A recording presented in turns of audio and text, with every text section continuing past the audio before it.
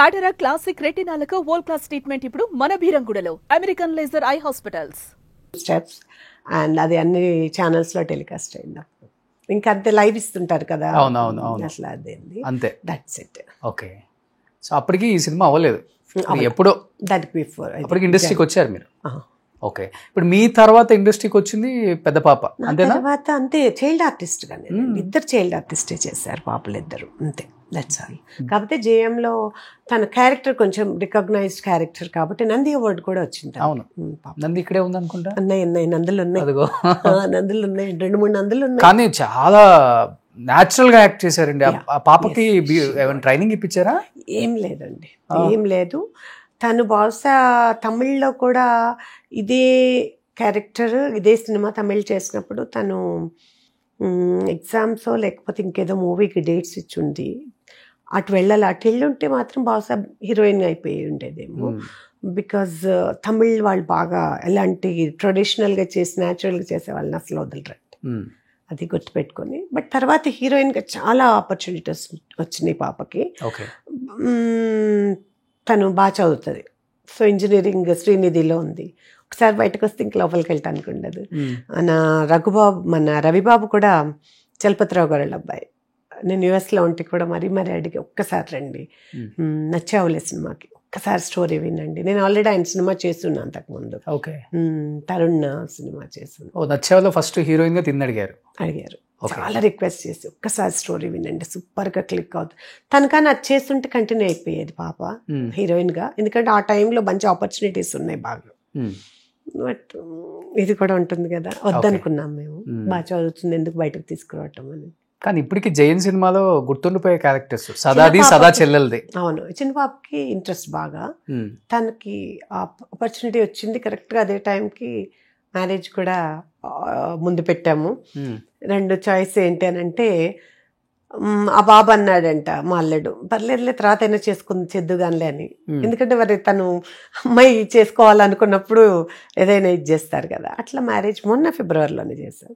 But he's okay తను చేయటానికి. కానీ ఇద్దరు పిల్లలకి అంటే పెద్ద పాపకి అసలు ఇష్టం లేదు హీరోయిన్ గా చేయటమే, కానీ తను ఏది మా మాట కాదన్నది. ఓకే, ఇది రెబెల్. రెండోది తన ఇష్టమైతే మేము ఒప్పుకోవాల్సిందే. ఇప్పుడు పెద్ద పాపని మీరు వద్దన్నారు. వద్దులేమ్మా చదువుకుంటున్నావు కదంటే సరేనండి. చిన్న బాబుకి వద్దులేమ్మా ఎందుకు హాయిగానంటే నేను చేస్తానండి, సరే అనేసాము. సో ఇంక ఇప్పుడు she is having some opportunity. ఇప్పుడు పాప చేయడానికి రెడీగా ఉన్నారు అయితే? ఎస్. ఇప్పుడు జాబ్ చేస్తున్నారా? లేదు, తన బిజినెస్, తను మంచి యానిమేషన్ చేస్తుంది లండన్లో. షీఈస్ వెరీ టాలెంటెడ్, మంచి ఇవి కూడా వేస్తుంది. తన పిక్చర్స్ పైన ఉన్నట్లున్నాయి వేసినవి. చార్కోల్తో మిమ్మల్ని అలానే దింపేస్తుంది యాస్టీస్ పేపర్ మీద. ఓకే, కానీ she is very good artist in that way also. టైంలో మీరు చూస్తే వాళ్ళ తర్వాత వాళ్ళ పిల్లల వాళ్ళ జనరేషన్స్ని ఇండస్ట్రీకి వద్దు, దూరంగా ఉండండి, ఇది మాతోనే అంతమైపోవాలి, ఇక్కడ చాలా ఉంటాయి, ఈ ఫేము, నేము, మనీ ఇవన్నీ ఓకే, ఇంతకు మించి దారుణాలు చాలా ఉంటాయి, మనకొద్దని వద్దన్న వాళ్ళు చాలామంది ఉన్నారు. మీరు చూడండి, పాత మన శోభన్ బాబు గారి పిల్లలు కానీ ఎవరు రాలేదు. మీరు చూసుకుంటే ఒకసారి జగ్గయ్య గారి పిల్లలు కానీ, కాంతారావు, ఎవరు రాలేదు. హీరోయిన్స్ పిల్లలు కూడా రానివ్వలేదు. అంజలిదేవి గారు, వాణిశ్రీ గారు, ఆ జనరేషన్ రోషన్, ఆ జనరేషనే. బికాస్ అప్పుడున్న సిచ్యుయేషన్స్ వేరుగుండేది. అందులోకి వస్తే ఇండస్ట్రీలోకి మంచి అప్పటికన్నా చెప్తాను, అప్పుడే బాగుండే కొంత గొప్ప, ఇప్పుడు అసలు బాగాలేదు కదా. అట్లా కాదు, అక్కడ మైండ్ సెట్ మారిపోయింది రోషన్. అప్పుడు ఏంటంటే ఇండస్ట్రీలోకి చాలా మంది డ్రామాలు చేసేవాళ్ళు కదా, లేడీ ఆర్టిస్టులు కూడా ఉండేవాళ్ళు. కానీ స్క్రీన్ మీద కనగానే ఒక రకమైన చెడు అభిప్రాయం ఉంది.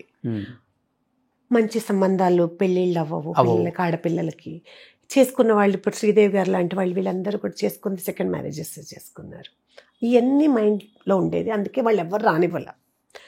బట్ ఇప్పుడు చూడండి, హీరోస్ పిల్లలందరూ ఆడపిల్లలతో సహా వస్తున్నారు ఇండస్ట్రీలోకి. ఎందుకంటే ఇప్పుడు మైండ్ సెట్ మారిపోయింది. ఇదొక క్రేజ్, వస్తే ఇంకా బాగుంటుంది అనే ఆలోచనలో ఉన్నారు. మా టాలెంట్, మా ఫేమ్, మా నేమ్ మాతో ఆగిపోకూడదని కోరుకుంటున్నారు. ఇప్పుడు కంటిన్యూ అవ్వాలని కోరుకుంటున్నారు. I'm not talking about me, నా గురించి అనట్లేదు. ప్లస్ పిల్లలు కూడా అప్పట్లో చెప్తే వినేవాళ్ళు, ఇప్పుడు వినట్లేదు. వాళ్ళకి ఇష్టమైనవి చేస్తారు వాళ్ళు. సో అట్లా ఈ జనరేషన్ నేను ఇది చేయాలనుకుంటున్నా, నేను ఇదే చేస్తాను, మీకు ఇష్టమైతే యాక్సెప్ట్ చేయండి, లేదంటే I will do it my own, నేను చేసేస్తాను అనే సిచ్యుయేషన్ ఇప్పుడు జనరేషన్లో ఉంది. ఓకే, కాబట్టి మీరు ఇంకా యూ కెనాట్ సే నో.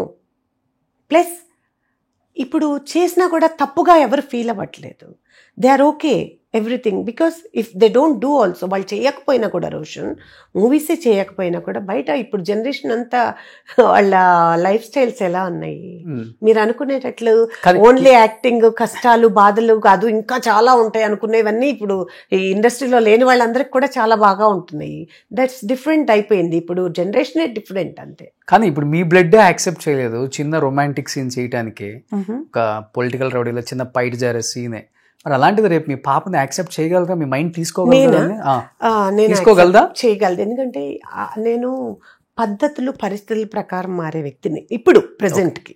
అప్పుడు నా వరకు తీసుకుంటే ఐఎమ్ నాట్ రెడీ. ఇప్పుడు కూడా ఐఎమ్ నాట్ రెడీ. మీకు మైండ్ లో ఉంటుంది కదా, కుటుంబం, ఫ్యామిలీ, పిల్లలు, భవిష్యత్తు.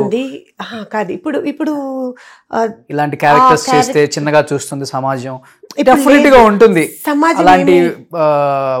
సమాజం ఏమీ అలా చూడట్లేదు ఇప్పుడు. అప్పుడు కాబట్టి నేను చేయలే, నాకు ఇష్టం లేదు. నేను ఇది నా ఇష్టం, నాకు సంబంధించి. నా పిల్లల గురించి నేను అనకూడదు, నా పిల్లల గురించి నేను మీరు ఇలానే ఉండాలి, అలానే చేయాలని డిమాండ్ చేస్తే వినే జనరేషన్ కాదు ఇప్పుడు. So it's their wish.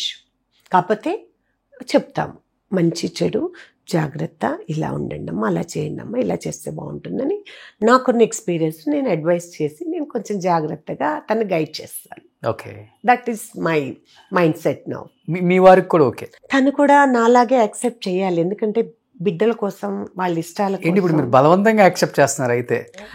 Of course, నాకెప్పుడూ లేదు కదా ఇంట్రెస్ట్, మా వారికి కూడా ఎప్పుడూ లేదు.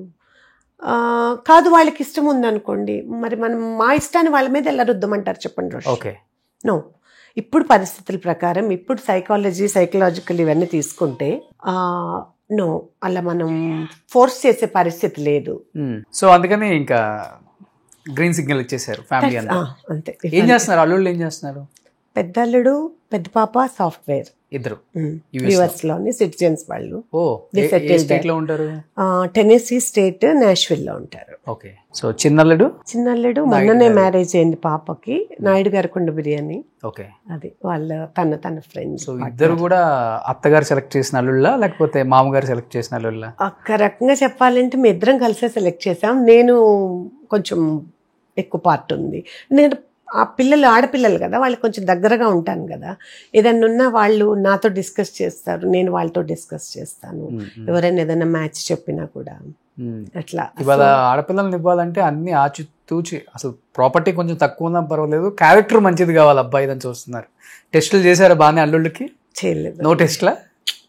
అట్లా చేయకూడదండి, మనం అర్థం చేసుకోవాలి, తెలుసుకోవాలి, ఫ్యామిలీ బ్యాక్గ్రౌండ్ చూసుకుంటాము, అంతేగాని వాళ్ళు రేపు టెస్ట్లు అది ఇది అంటే అది కరెక్ట్ కాదు.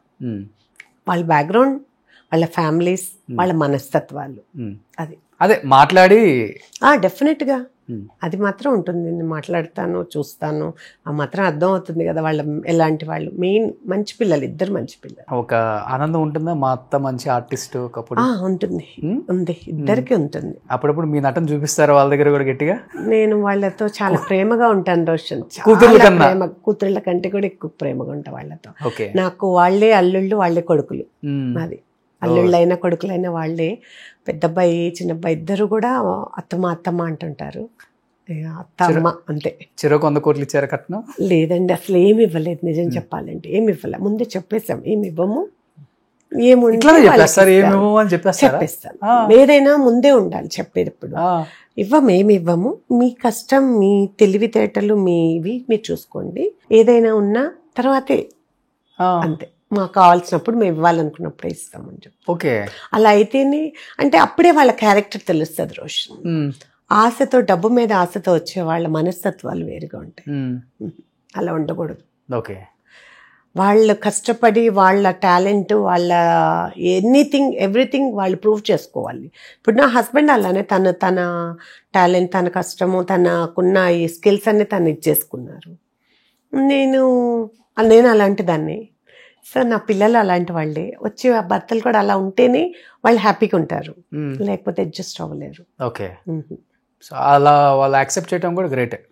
అలా పెళ్ళైన తర్వాత అయినా కానీ ఎక్స్పెక్ట్ చేస్తూ ఉంటారు, చేస్తారు, బిజినెస్ స్టార్ట్ చేస్తున్నాము ఉంటుంది, మాటలు వస్తాయి కానీ ఎక్కడైనా ఎప్పుడైనా.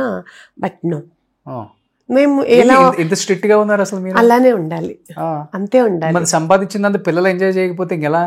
అట్లా అనుకోవద్దు. ఎందుకు పిల్లలు ఎంజాయ్ చేయాలి అని చెప్పి వాళ్ళని ప్యాంపర్ చేసి అన్నెసరీ. ప్యాంపర్ అని నేను చెప్పట్లేదు, మరి అంతే కదా. అది ప్యాంపరింగ్. జయలక్ష్మి గారి అమ్మాయి అల్లుడు అంటే ఒక రేంజ్ రోవర్ లో తిరగాలి కదా, అట్లా ఏం లేదు. ఒకళ్ళు వెల్ఫేర్ లోను డిఫెండర్ లోను తిరగాలి కదా, అట్లా ఏం లేదు. అలా ఉండొద్దు. క్యాబ్ వెళ్ళిపోవాలా? క్యాబ్ వెళ్ళొద్దు. నీకు వెహికల్ అనేది దేనికి అవసరం? ఒక ట్రావెల్ కి అవసరం. అది రేంజ్ రోవరా, ఆడినా, బెంజ్ అనేది కాదు. ప్లస్ నువ్వు ఎవరో ఇస్తే కొనుక్కొని తిరిగే దాంట్లో కంటే నువ్వు సంపాదించుకొని కొనుక్కునే దాంట్లో ఆనందం ఎక్కువ ఉంటుంది. So you get that happiness first. Okay, తర్వాత వచ్చేవి ఎలా అయినా వస్తాయి, ఇచ్చేవి ఎలా అయినా ఇస్తాము. ఓకే, ఇప్పుడు మాత్రం first you should prove your self. నాకు బాగా గుర్తుంది, 8-9 years బ్యాక్ అనుకుంటా, రామానాయుడు స్టూడియోలో మన చెన్నకేశ్వర రెడ్డి, సమరసింహారెడ్డి రేంజ్ లో మీరు టాటా సఫారియా? నేను I drive all those vehicles. నేను ఎప్పుడు కూడా ఈటీవీలో వర్క్ చేసేటప్పుడు కూడా బైక్ మీద వెళ్ళేదాన్ని. గేర్ బైక్స్, యమహా, ఇంకా హీరో హోండా, ఇవన్నీ గేర్తో ఉండే కదా, ఆ బైక్స్ డ్రైవ్ చేసేదాన్ని. ఈటీవీకి అవే వేసుకొచ్చేదాన్ని. కారున్నా కూడా అవి వేసుకొస్తుండేదాన్ని. బాగా చాలా మందికి అది బాగా తెలుసు. సో నాకు ఎందుకు అట్లా ఇష్టం. ఎక్కువ జీన్స్ షర్ట్ అలా ఎక్కువ అన్ని అట్లనే వేసేదాన్ని.